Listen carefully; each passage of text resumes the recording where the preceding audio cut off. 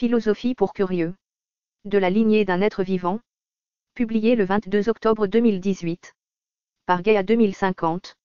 J'observe que le moi d'un individu, sa personne mentale, est constitué de plusieurs entités regroupées en 3 groupes principaux. Le 3e groupe de moi est constitué par l'appartenance à son groupe social et à sa participation à la survie de ce groupe social ainsi qu'aux interactions avec les autres individus de ce groupe.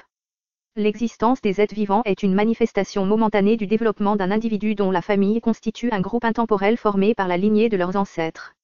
Les individus de cette lignée se sont reproduits presque à l'identique depuis le premier être créé, généré lui-même par la matière inerte naturelle.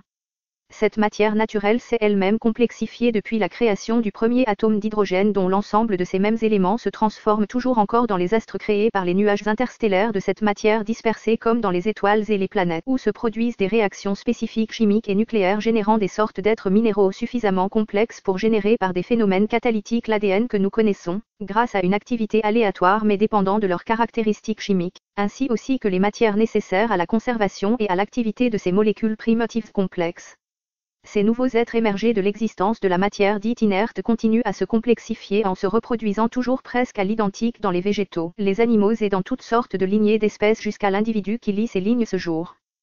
Chaque individu existant sur cette planète possède une lignée ancestrale constituée par une sorte de toile arborescence dont l'origine commune des branches a été créée sur Terre par cet ADN originel et avant, au-delà, par les premiers nuages d'hydrogène produits par la substance originelle électromagnétique venant de vibrations d'énergie, nous dit-on, contenue dans le vide spatial originel, à l'occasion d'une sorte d'explosion réactive originelle ou lors d'une émergence constante, dans des zones particulières de l'univers.